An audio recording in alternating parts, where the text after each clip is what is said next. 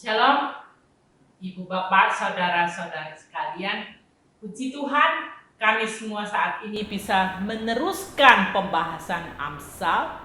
Hari ini kita akan belajar Amsal 25 ayat 19 sampai dengan ayat 28.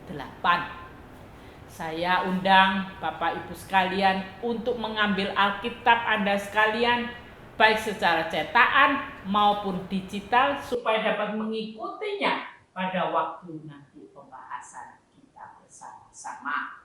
Sekarang marilah kita masuk dalam doa dulu. Bapa di dalam surga, terima kasih Tuhan kesempatan Kau berikan pada kami semua untuk belajar sebagian firman Tuhan.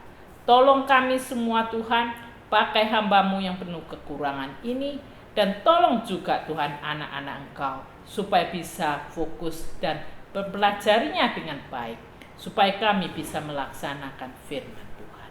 Terima kasih Tuhan, dalam nama Yesus Kristus kami berdoa. Amin. Bapak Ibu sekalian, dalam 2 minggu yang baru lalu kita sudah mempelajari Amsal 25.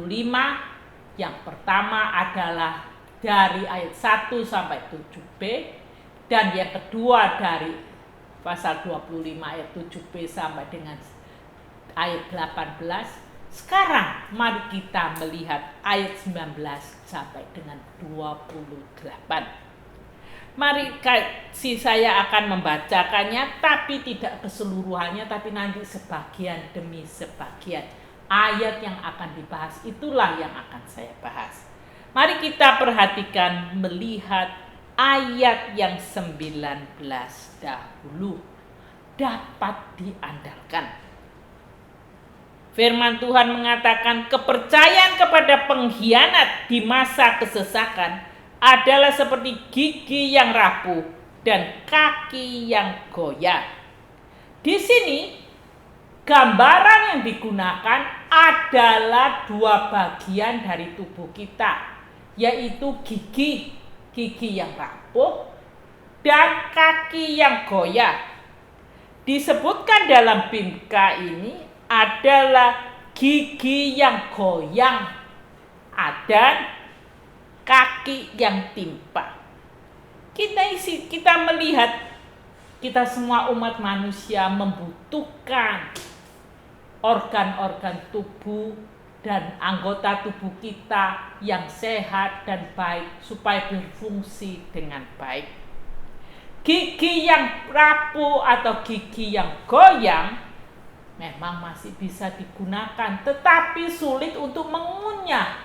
Mengunyah terutama makanan yang keras-keras, sulit untuk mengunyah, dan kalaupun bisa mengunyah itu hanya dalam waktu yang lama dan seringkali tidak bisa dengan baik.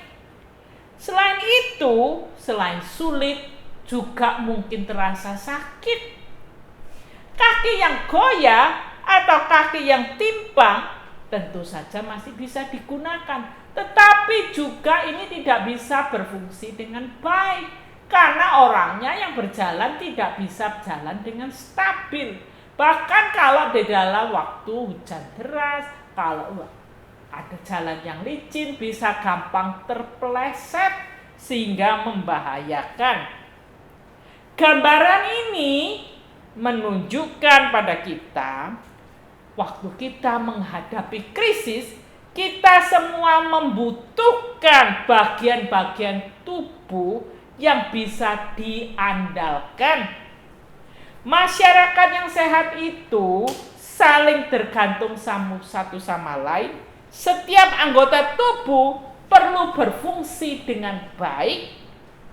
Supaya apa?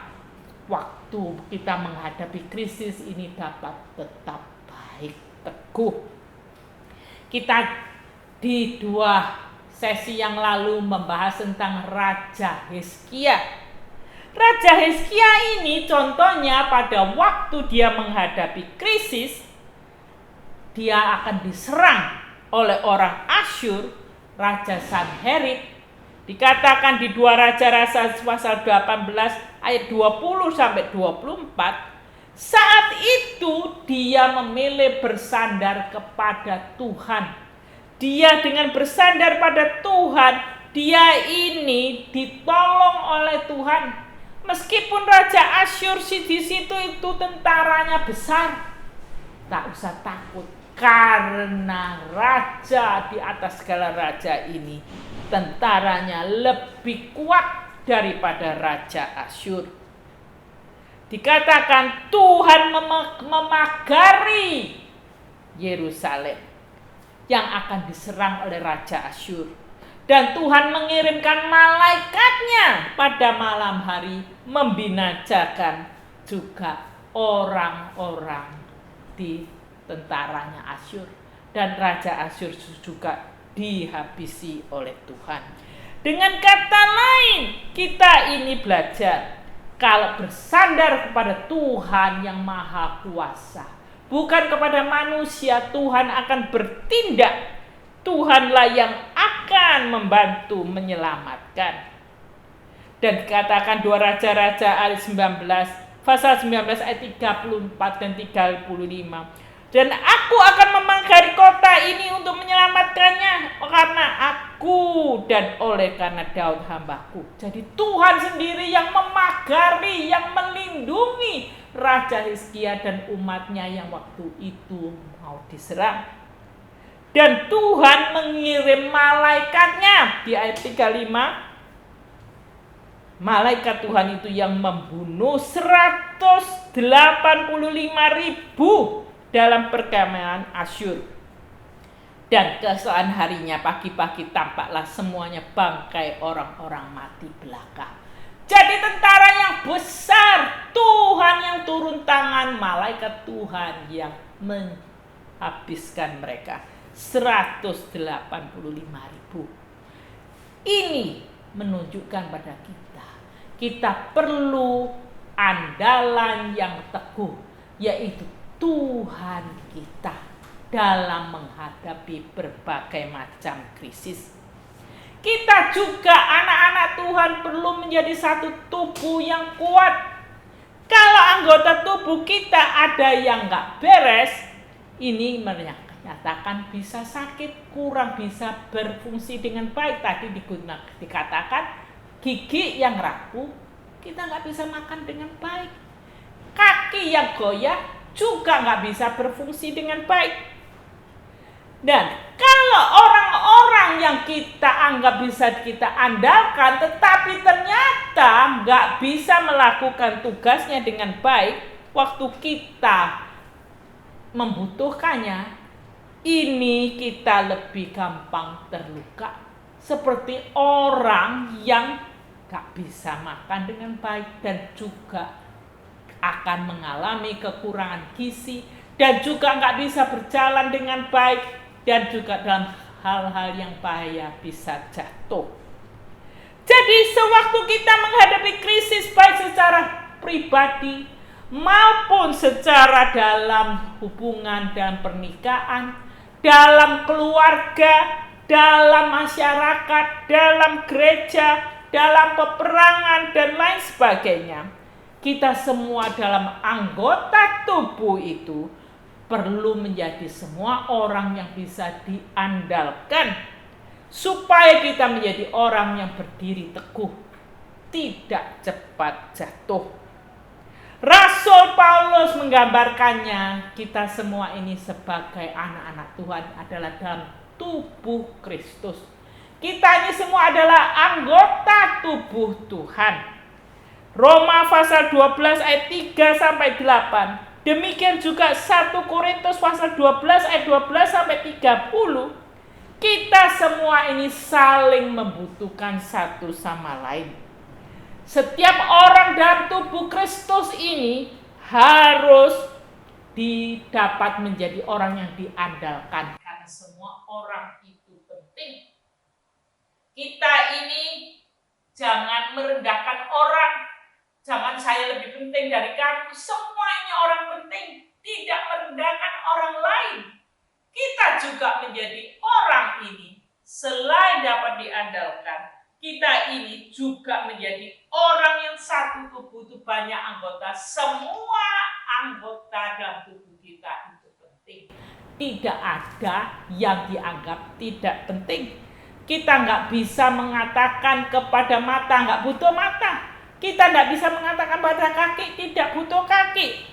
Kita semua saling dibutuhkan. Demikian juga setiap orang punya karunia yang berlain-lainan. Dikatakan di Roma kan. Nanti saudara baca sendiri. Dikatakan ini ada karunia orang berlain-lainan. Ada orang yang bisa berkhotbah, ada orang yang melayani, ada yang juga untuk mengajar, ada yang menasihati, ada juga yang membagikan sesuatu, melakukan juga dia ini memberi pimpinan. Semuanya ini harus dilakukan dengan sebaik mungkin. Tubuh-tubuh Kristus saling bekerja sama sebaik mungkin dapat diandalkan. Di 1 Korintus 12 ayat 12-30, semua dalam tubuh Kristus itu adalah sama. Apapun latar belakangnya, tidak dibedakan di sini orang Yahudi atau orang Yunani atau siapa. Kita semua ini saling penting, saling membutuhkan. Semua anggota Tuhan ini dalam satu tubuh, kita perlu satu dengan lainnya. Kita ini juga tidak bisa mengatakan gak butuh mata, gak butuh kaki, gak butuh apa. Kita semua membutuhkan. Kalau ada yang berduka cita, sama-sama merasakan duka cita. Kalau ada yang bersuka cita, kita sama-sama bersuka cita. Kita ini diberikan, ada orang-orang dengan karunia yang berlain-lainan. Ada sebagai rasul, ada yang sebagai nabi, ada juga pengajar dan lain sebagainya. Semuanya ini berlainan tapi untuk saling menguatkan, saling bisa membangun tubuh Kristus. Jadi, kita sebagai anak-anak Tuhan, jangan memikirkan tentang diri sendiri, kita ini juga mau memperhatikan orang Kristen. Semua orang Kristen harus berusaha membangun suatu tubuh Kristus yang dapat diandalkan. Semua bekerja sama membangun tubuh Kristus yang dapat diandalkan. Setiap anggota tubuh Kristus itu ada peranannya masing-masing, menjadi orang yang dapat diandalkan dalam tugasnya masing-masing, melakukan peranannya dengan sebaik mungkin. Semua orang dalam tubuh Kristus itu membutuhkan satu dengan lainnya. Kalau satu tubuh menderita, semuanya juga menderita. Kalau satu tubuh bersuka cita, semuanya bersuka cita. Tuhan memberikan kita tubuh Kristus dengan setiap anggota yang lain-lain karunia-Nya. Kita semua sebagai anggota tubuh Kristus saling membutuhkan, tetapi kita semua juga penting untuk bersandar kepada Tuhan 100%. Pada waktu sehari-hari, hari biasa maupun pada hari-hari yang sulit, yang luar biasa, pada waktu tenang maupun pada waktu menghadapi krisis. Sekarang kita melihat yang kedua, yaitu di ayat 20. Hal dan tindakan yang tepat. Dikatakan orang yang menyanyikan nyanyian untuk hati yang sedih adalah seperti orang yang menanggalkan baju di musim dingin dan seperti cuka pada luka. Gambaran yang ditunjukkan di sini adalah gambaran yang tidak cocok dengan waktu dan situasinya. Loh, orang di musim dingin malah butuh pakaian, malah pakaian yang lebih bisa menghangatkan tubuhnya. Kok malah dilepas pakaiannya itu? Demikian juga luka itu adalah tidak cocok kalau diberi cuka karena akan perih, akan sakit. Luka itu perlu diolesi dan dibalut dengan minyak. Demikian juga maka pembicaraan yang tidak cocok yaitu malah menyedihkan hati, yaitu menyanyikan kepada orang yang sedih hati. Hati yang terluka dan beban berat perlu mendapatkan penghiburan dari Tuhan. Seperti tercatat di Yesaya pasal 40 ayat 1 dan 2. Hiburkanlah, hiburkanlah umatku, demikian firman Allahmu. Tenangkanlah hati Yerusalem dan serukanlah kepadanya bahwa perhambaannya sudah berakhir, bahwa kesalahannya telah diampuni, sebab ia telah menerima hukuman dari tangan Tuhan 2 kali lipat karena segala dosanya. Jadi kita perlu mendapatkan kekuatan dari Tuhan untuk menghibur, bagaimana membantu orang yang terluka, yang sedih hati, dengan kekuatan hiburan dari Tuhan. Tuhanlah yang bisa menolong, menghibur orang-orang yang terluka hatinya. Sekarang kita melihat hal yang ketiga. Di ayat 21 dan 22, belajar tentang sikap terhadap orang yang memusuhimu. Jikalau seterumu lapar, berilah ia makan roti.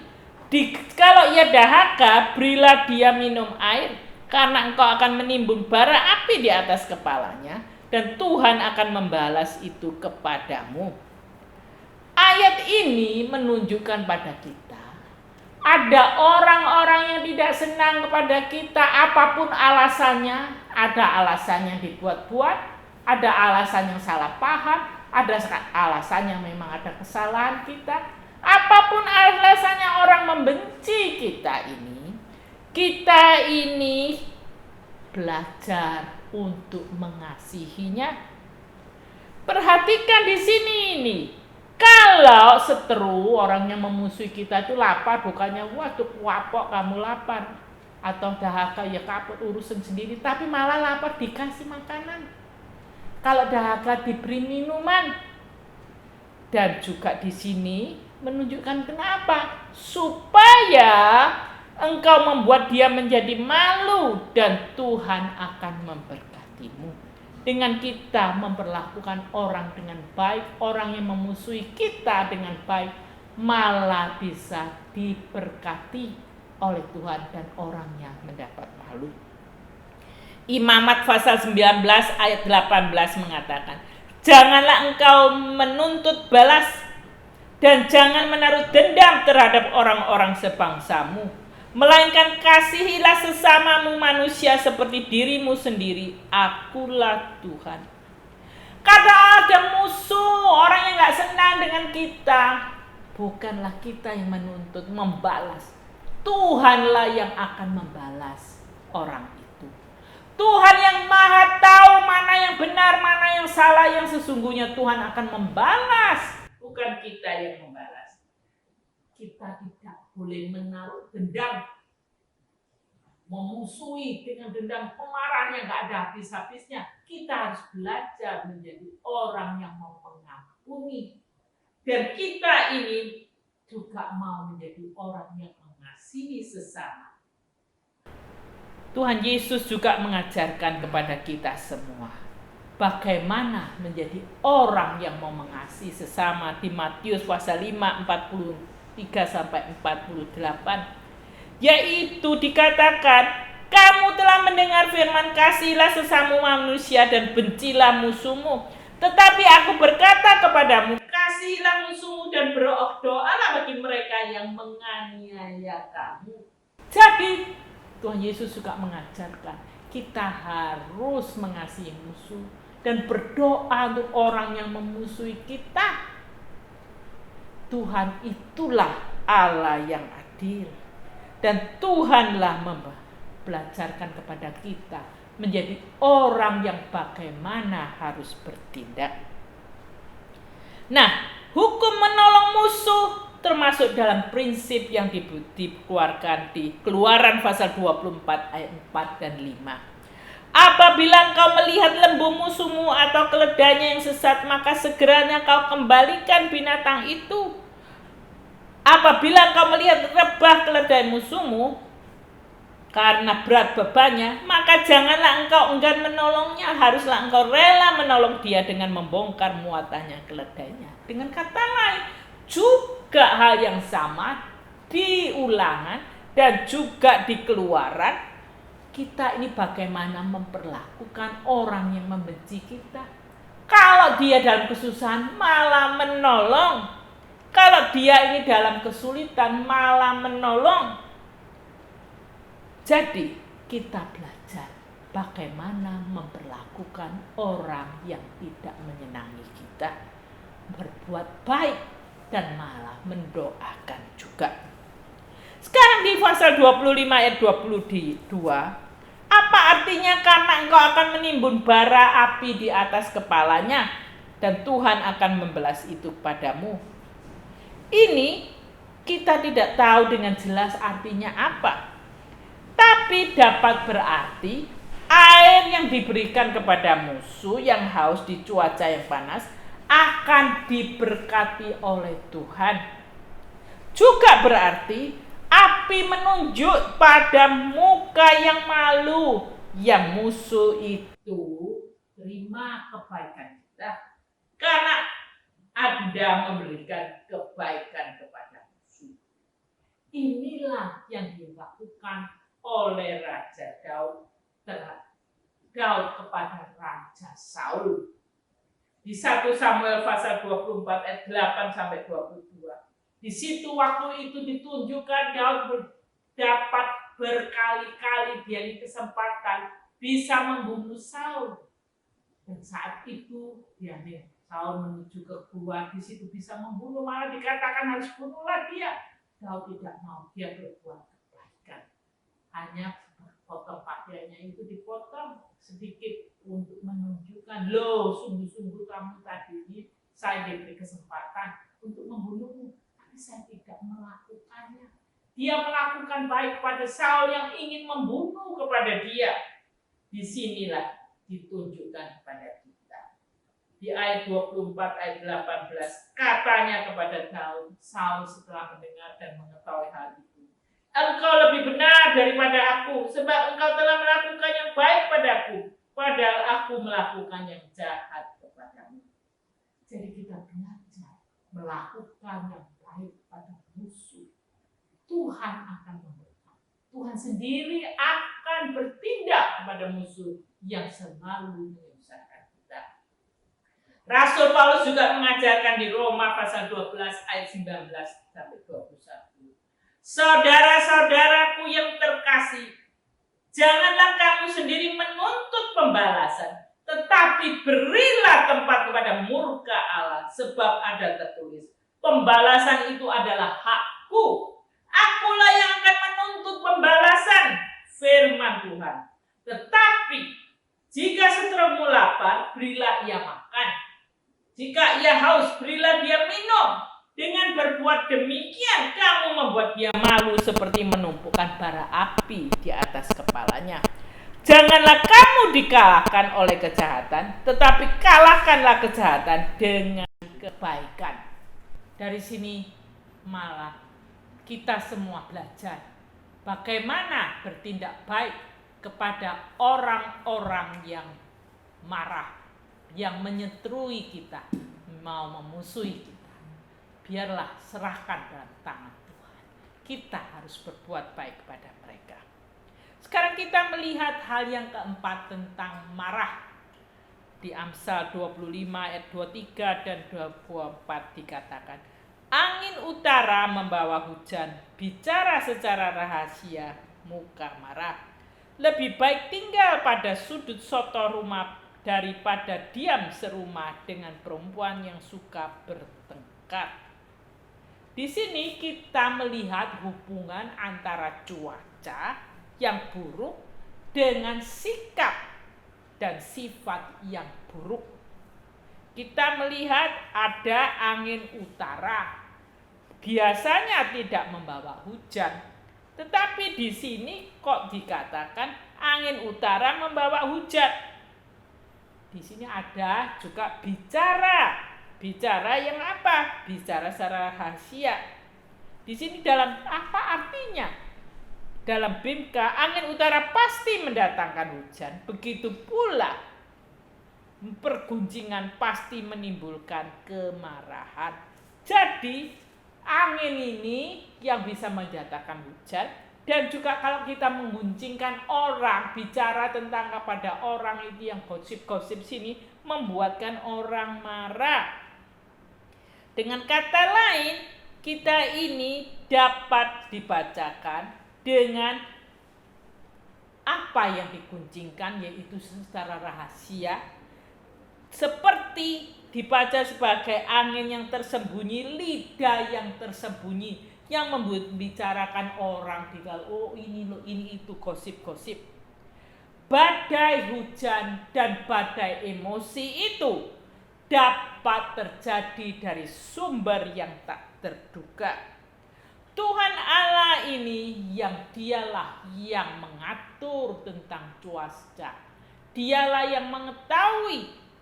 Di Ayub 38 ayat 22 dan 3. Apakah engkau tidak masuk sampai ke perbendaharaan salju atau melihat perbendaharaan hujan batu yang kusimpan untuk masa kesesaan, untuk waktu pertempuran dan peperangan? Ini Tuhan yang menentukan di mana tempat-tempatnya. Untuk kalau ada badai salju dan lain sebagainya, Tuhan sendiri yang tahu. Di sini adalah kita, adalah caranya gini. Bagaimana kita ini mau menjadi orang, tidak menjadi orang yang suka mengguncingkan orang, menimbulkan kemarahan. Kalau kita ada keluarga, terutama di sini disebutkan istri yang suka bertengkar, dikatakan lebih baik tinggal di soto rumah, di sudut loteng, lebih menyenangkan daripada tinggal serumah dengan istri yang suka bertengkar. Si istri yang suka bertengkar ini disebutkan juga di ayat 24, Amsal 24 di sini, juga di Amsal 21 ayat 9, Amsal 21 ayat 19 dikatakan lebih baik tinggal pada sudut soto rumah daripada diam serumah dengan perempuan yang suka bertengkar. Di ayat 19, lebih baik tinggal di padang gurun daripada tinggal dengan perempuan yang suka bertengkar dan pemarah. Nah ini dikatakan perempuan suka bertengkar, ada terjemahan mengatakan istri yang suka bertengkar.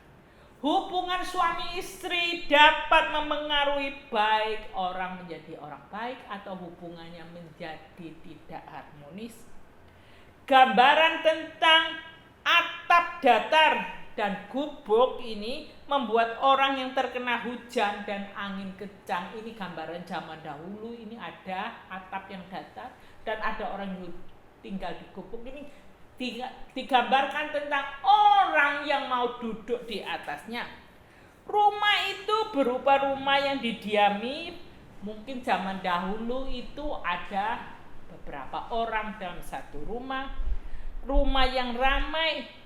Tetapi rumah yang ramai ini yang penting bisa dapat dampak yang seperti dampak cuaca yang buruk dengan dampak seperti pada keluarga yang buruk hubungannya karena ada istri yang suka mengomel. Dikatakan di Amsal 27 ayat 15, seorang istri yang suka bertengkar serupa dengan tiris yang tak henti-hentinya menitik pada waktu hujan. Istri yang suka bertengkar seperti bunyi hujan yang turun seharian di BIMK di sini. Di sini kita melihat tidak baik kalau suka marah-marah. Tidak baik ini kalau suka ngomel sepanjang hari. Ini seperti hujan tidak ada habisnya sepanjang hari. Kita harus mengubah itu. Bahkan dikatakan lebih baik di padang gurun daripada mendengarkan omelan. Lebih baik di soto rumah, di atas rumah, daripada mendengarkan orang yang suka bertengkar. Terlalu banyak. Ini menunjukkan ini adalah harus diubah. Jangan menjadi orang yang semacam itu.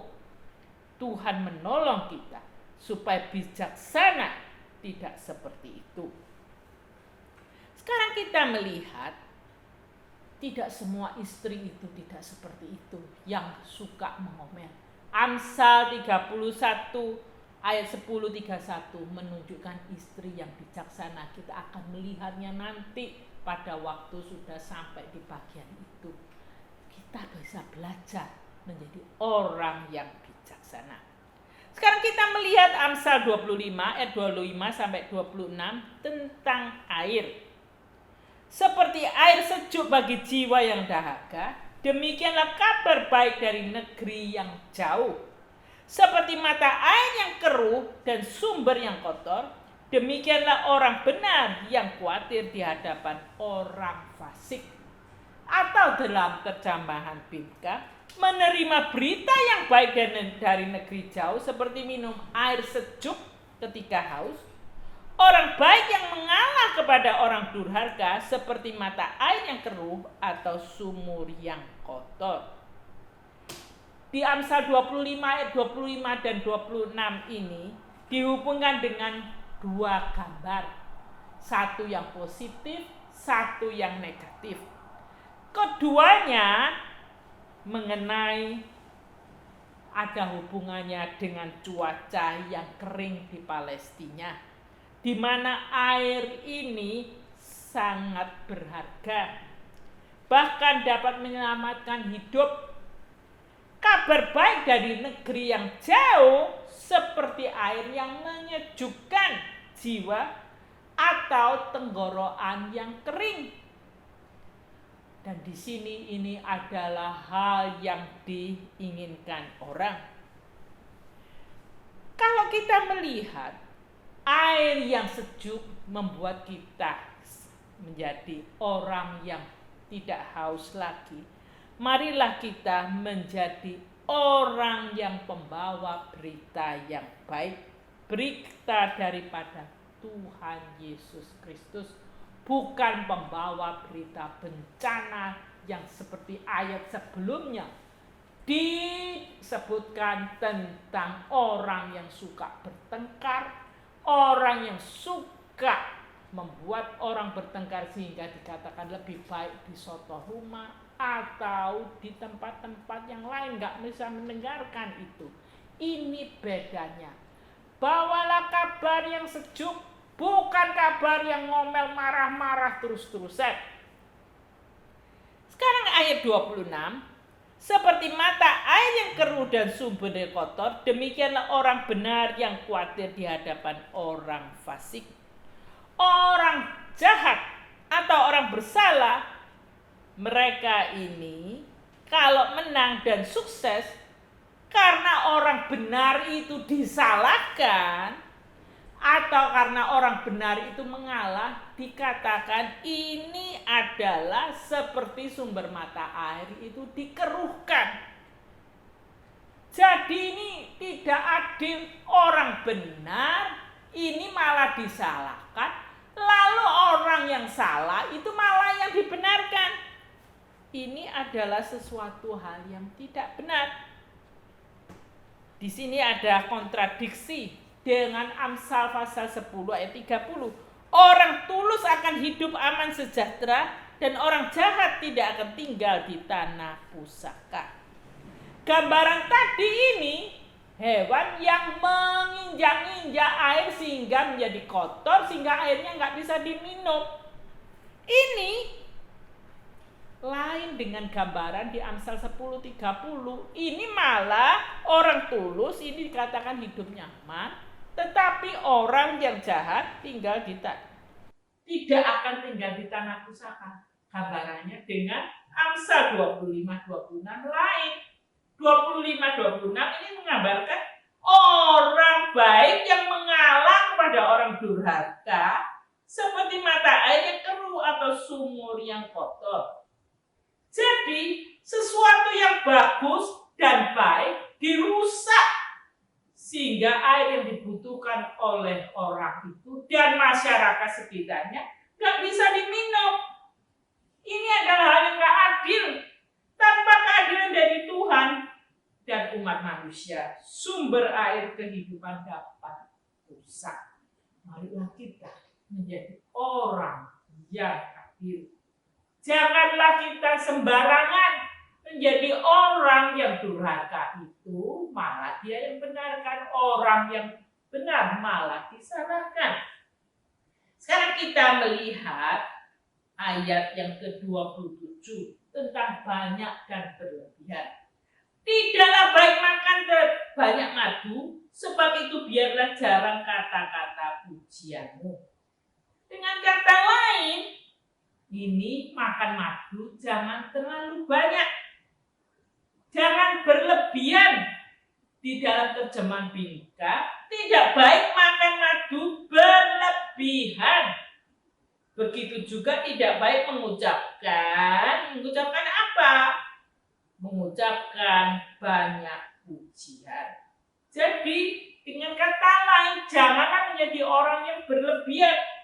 Di sini ini disebutkan memang baik kita ini memakan madu, tapi jangan berlebihan, jangan serakah.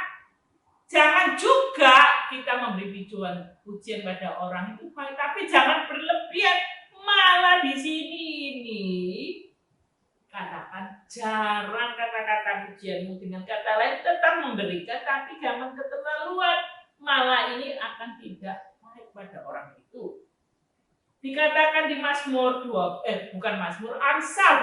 ayat 16, kalau engkau mendapat madu, makanlah secukupnya. Jangan sampai engkau terlalu kenyang dengan itu lalu memuntahkannya. Kita sudah melihat sebelumnya. Jadi secukupnya aja, jangan kebanyakan lalu muak dan memuntahkannya. Di sini berarti kita ini mau menjadi orang yang tahu diri, ada batasannya. Jangan kebangetan berkelebihan sehingga berlebihan dan membawa dampak yang tidak baik. Ayat yang ke-28 mengenai pengendalian diri. Orang yang tidak dapat mengendalikan diri adalah seperti kota yang roboh temboknya. Amsal ayat 28 ini dari Amsal 25-28 berhubungan dengan beberapa ayat. Di Amsal 16:32 dan Amsal 14:29 dan Amsal 17:27. Dikatakan 16:32. Orang yang sabar melebihi seorang pahlawan. Orang yang menguasai diri melebihi orang yang merebut kota. Dengan kata lain, kita ini harus mengendalikan diri. Orang merebut kota itu adalah pahlawan. Tetapi pengendalian itu lebih baik daripada merebut kota. Nah, sekarang kita belajar juga dari Amsal 14:29. Orang yang sabar besar pengertiannya, tetapi siapa cepat marah membesarkan kebodohannya.